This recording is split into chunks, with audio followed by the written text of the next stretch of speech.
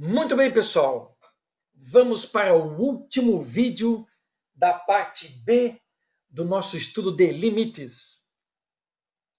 E para iniciar, vamos a mais um exemplo. Vejam só que o exemplo 4. Determine esse limite algebricamente, que é o que a gente tem feito até então, aplicando as propriedades. Então, vamos nessa. A primeira coisa para fazer quando a gente tem um limite aqui e vai ser resolvido algebricamente, substituir o valor que aqui está na variável. Menos 4 com mais 4, 0. Opa! Menos 4 na terceira, 64. Negativo. Com mais 64, 0 sobre 0, temos uma indeterminação. É claro, a maioria dos casos que a gente está estudando aqui, a gente quer que dê indeterminação para justamente aplicar as propriedades e driblar esse problema. Mas nada impede de um outro exercício, uma outra situação, você colocar o valor de x aqui na função, uma função conhecida de preferência, né? Você ter bastante segurança, e você já ter o valor do limite ali. Certo? Isso também pode acontecer. Como aconteceu lá no começo do nosso estudo, em alguns casos mais simples a gente fez isso também. Certo? Nesse caso, nós teremos que usar a faturação desse termo aqui em cima através de produto notável. Por quê? Porque é uma equação de terceiro grau, e essa equação de terceiro grau aqui não dá para ser faturada. No nosso material, a gente tem uma lista de regras de produto notável e de faturação de equações, e lá você vai encontrar esta aqui, a soma de dois cubos. Então vocês podem notar que o 64 pode ser escrito em forma de cubo, que é justamente 4 na terceira. E através dessa formulazinha aqui, a gente vai transformar em fatores, um do primeiro grau e um do segundo grau. Então vamos lá. No lugar de 64, 4 na terceira. Vejam as cores aqui, pessoal, fica fácil a associação. O A é o X, o B é o 4. O A é o X, o B é o 4. O A é o X, o A é o X, o B é o 4, o B é o 4. Não tem segredo. Agora, só dando uma arrumadinha aqui. No lugar de 4 na terceira, eu já vou deixar 64. 4x, 4x, 4 quadrado, 16. Tem esse termo aqui de segundo grau e esse termo de primeiro grau. Se eu fizer a distributiva aqui, vocês vão ver que volta para a mesma expressão. Então, eu não estou mudando a função.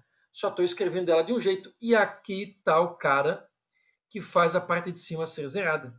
E aqui também a parte de que zera a parte de baixo, que já é evidente, explícita, né? Simplificamos e transformamos uma função mais simples. E essa função não tem o problema da descontinuidade com menos 4. Vejam só, é uma função de segundo grau. Substituindo menos 4 nos dois x, eu tenho como 16 o resultado. E aí está a solução. Certo? Aqui nós temos o mesmo tipo de situação que a gente viu anteriormente. O gráfico dessa função aqui é uma parábola, portanto, de domínio real, e o gráfico dessa função aqui também é uma parábola, porque eu simplifiquei ela e ela caiu nessa aqui. Só que essa parábola aqui tem uma descontinuidade, tem um buraquinho na curva, quando x é menos 4. E essa não. E as duas, no x tendendo a menos 4, têm o mesmo limite, que é 16. Certo? Lembrando que o y não precisa dar 16. 16 é o limite. O y se aproxima do 16. Neste caso, para essa função, e nesta função ele também dá 16. Ok? Um produtozinho notável aqui, ó, a soma de dois cubos. Não deixe de conferir nosso material, né? A listinha de produtos notáveis que lá está. Certo? Vamos agora para limites que ocorrem outras indeterminações. Quais outras? Aqui estão as outras 6. Porque os casos que nós tratamos até agora, as indeterminações eram 0 sobre 0. E aqui nós temos as outras. 1, 2, 3, 4, 5, 6. Certo? A gente viu algumas propriedades lá, né? De funções polinomiais e racionais, quando x tende a...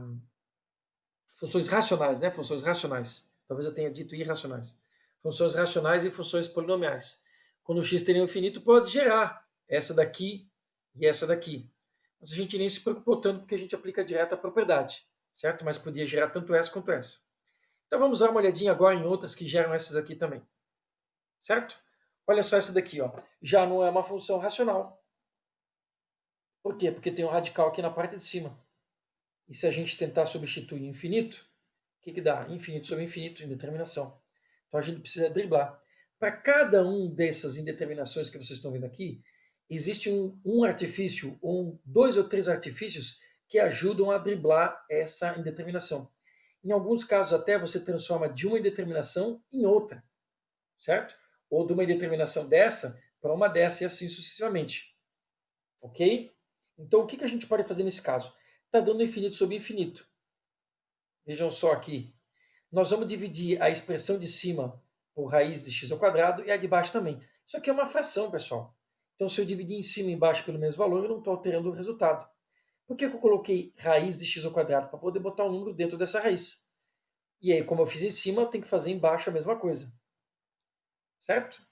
Vejam só o que aconteceu. Eu dividi aqui por x ao quadrado aqui em cima. Então, cancelou x ao quadrado no primeiro termo e apareceu no segundo.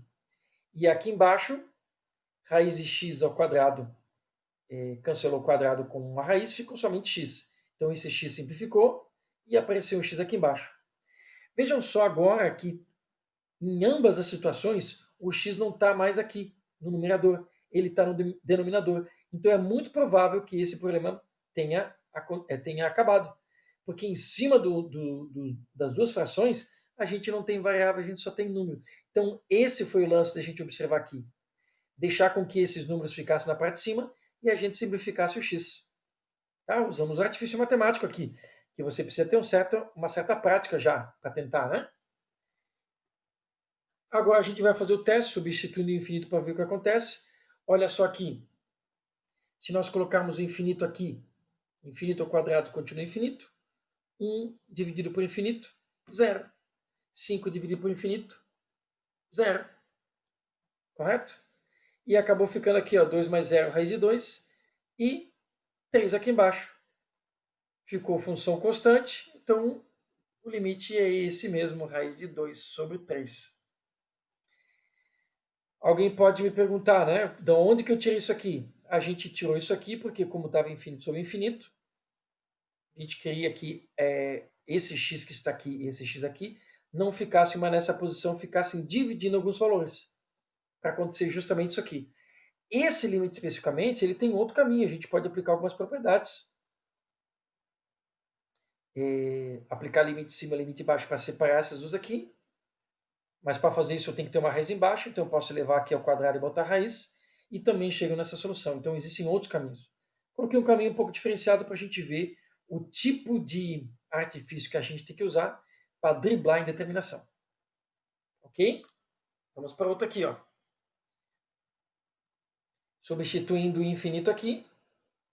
Infinito ao quadrado é infinito.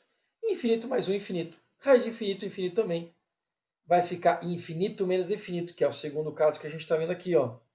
Vejam só, também determinação. Eu sei que muitos devem estar, né, atrelados à polêmica e achar que isso aqui é zero, né? Porque realmente dá uma vontade, né? Mas não é, porque dá zero se isso aqui fossem números. E infinito não é.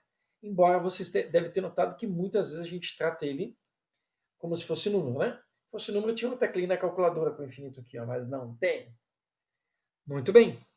Então o que a gente vai fazer? Vamos tentar um recurso. Vejam só o que eu estou fazendo aqui, pessoal. Estou multiplicando por uma fração que, na verdade, é 1. Se vocês olharem esse termo que está aqui em cima e esse termo que está aqui embaixo, ele é igual. Então, se eu simplificar, é 1. Multiplicar essa expressão por 1 não altera o seu valor. Mas por que escolhi o que escolhi? Notem que essa expressão é o conjugado dessa. O que é o conjugado? Aqui eu tenho um termo menos outro. Aqui eu tenho o mesmo termo, só que com menos no meio, com o sinal trocado. Aqui é menos, aqui é mais. Então, estou multiplicando pelo conjugado e embaixo eu sou obrigado a colocar o mesmo, porque aí essa expressão não altera a expressão que está lá. Vai alterar só o visual. Ok? E olha só, por que eu escolhi essa expressão? Dê uma olhadinha nesse produto notável que está aqui. Uma coisa menos outra, uma coisa mais outra. Uma coisa menos outra, uma coisa mais outra. Vai ter o quadrado delas aqui, ó. E o quadrado delas aqui vai tirar a raiz e eu vou poder juntar os termos, o x aqui e o 1, e possivelmente essa subtração de infinitos vai desaparecer. Certo? Vocês vão ver que, trabalhando com esses tipos de limite, às vezes um artifício que você usa para uma situação específica ele não dá certo, você usa outro artifício. Tá? Porque existe uma infinidade de tipos e funções. Mas, com um pouquinho de experiência, né, você já vai ver que, dependendo do tipo de indeterminação que dá, você já tem mais ou menos um artifício que funciona. Então, vamos nessa. A parte de baixo vai multiplicar por 1, continua igual. Aqui em cima vai ser o quadrado do primeiro termo. Os dois, está vendo aqui? Ó? O quadrado tira a raiz, então fica x mais x ao quadrado mais 1. E o quadrado do segundo termo com menos. Ó. Quadrado de x é x ao quadrado. Talvez vocês estão achando estranho, mas olhe com calma aqui. Coloque essa expressão aqui. O que é diferente é que agora o a é raiz de x ao quadrado mais 1. E o b é somente x. Certo? Então, quando eu levar ao quadrado, o a é tudo isso aqui, ó. X ao quadrado mais 1. E o b ao quadrado fica x ao quadrado. Vejam só o que acontece. Aquilo que a gente gostaria. X ao quadrado menos x ao quadrado. E acabou-se o problema, porque eu não tenho mais o infinito menos infinito aqui em cima. Vamos ver o que vai acontecer embaixo. Né? Aqui não substitui nada. Infinito ao quadrado é infinito. Infinito mais um infinito. Raiz de infinito, infinito. Infinito mais infinito não tem problema, que dá infinito. Então nós temos 1 dividido por infinito, né? Substituindo infinito aqui, me adiantei um pouquinho. Certo? Que infinito mais infinito não tem problema. 1 dividido por infinito, 0. E aí está o limite procurado. Ok? Não vamos fazer casos para esses outros que estão aqui, pessoal, porque já deu para entender como é que funciona. E o nosso objetivo aqui não é também ficar trabalhando todos esses casos. Aqui é questão de treinamento, de resolver vários exercícios, de tentar usar artifícios para resolver cada um deles. Esses outros aqui também têm aplicações específicas, alguns desses aqui a gente usa até logaritmo para tirar o infinito do expoente, certo? Mas como havia dito para vocês, o nosso foco para limites é só nas aplicações práticas que mais interessam para nós, dentro da engenharia e dentro das disciplinas de matemática e de física. Então a gente não precisa avançar para todos esses casos. Você já sabe que existem maneiras para resolver e dentro do que a gente viu aqui já está de bom tamanho para nós. Certo? Muito bem. Então vamos fechar com os casos de limites fundamentais. Tá? São 3, em alguns autores a gente encontra até mais limites fundamentais. O primeiro limite é esse que você está vendo, que é conhecido como limite trigonométrico. Se você colocar o zero aqui, vai dar uma determinação 0 sobre 0. Se você fizer o gráfico dessa função, facilmente você vê que o limite, na verdade, é 1. Então, ele é um limite já assim, dominado, amplamente conhecido. Certo? Nós temos um outro limite fundamental, que é este aqui conhecido como limite exponencial. E notem só, o resultado dele é o e, nosso famoso número de Euler, ou número neperiano, né? 2,71, 82, assim por diante. E ele vale para tanto mais infinito como menos infinito. Destaque para a indeterminação dele. Se eu botar infinito aqui, 1 dividido por infinito, 0. 1 mais 0, 1. 1 elevado a infinito. Ele tem uma outra indeterminação. Se fizermos o gráfico, esse não é tão fácil de ver que é o e, mas a gente vai discutir um pouquinho mais. Mas é um limite fundamental e é considerado já caso resolvido. Tá? Como se fosse uma tabela. São limites tabelados. E aí temos esse limite, que é conhecido também como limite logarítmico. E esse aqui, se botar um zero aqui, ó, aqui o a pode ser qualquer valor positivo diferente de 1, né? A elevado a zero vai ser 1, 1 menos 1, 0, é o outro caso de 0 sobre 0. 0 sobre 0, 0 sobre 0, 1 elevado a infinito. E o resultado dele vai ser sempre o logaritmo natural do valorzinho que ali está. Ok? São limites fundamentais, eles são utilizados para resolver outras situações, outros limites em que você consegue alterar a função que está lá para um desses casos. Você vai encontrar aplicações, exemplos para esses 3 casos que aqui estão no nosso material, tá? Exemplos resolvidinhos, detalhados, para você ver como é que funciona a situação aplicando cada um deles. Certo? Em alguns autores, algumas literaturas, você ainda encontra limites fundamentais aqui também para cosseno, tá? Em alguns casos até tangente. Mas esses aqui são ok, né? São os 3 assim fundamentais mais tabelados, mais difundidos. Atenção especial para essa função, que é a função que aqui está, ó. Vamos dar uma olhadinha na representação gráfica dela. Vejam só. E a gente pode ver que o E é justamente essa assíntota horizontal. A equação é y igual a E. Notem, pessoal, que se eu fizer aqui o x tendendo ao mais infinito, essa curva cada vez se aproxima mais do valor de E. E se eu fizer aqui desse lado aqui, x tendendo a menos infinito, essa curva se aproxima cada vez mais do valor de E. Então é muito comum, na verdade, né, a gente encontrar aqui o que é o número E. O E é o limite dessa função quando x tende a mais ou menos infinito. Certo? Olha aqui que beleza. E essa função não está definida, olha só, para os números entre 0 e 1. Não está definida. Certo? E não está definida também para o menos 1, 0 e menos 1, né? 0 e menos 1. Entre 0 e menos 1 e também não está definida para o 0. Basta você ver que não dá para dividir por 0 aqui. Ok? Muito bem.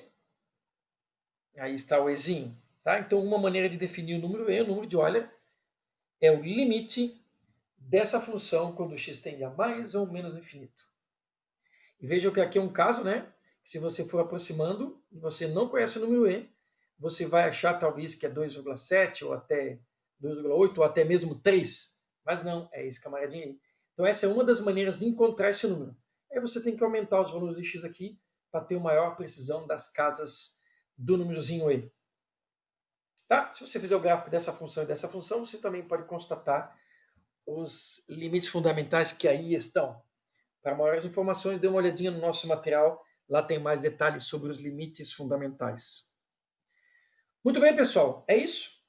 Estude todo o assunto que está no nosso material. Já tem uma lista de exercícios lá, baseado no que a gente viu até agora. No final do material ainda tem exercícios complementares. Revise aquilo que for necessário. Faça os exercícios, procure tirar suas dúvidas. Bom estudo e a gente se vê. Valeu, pessoal. Até!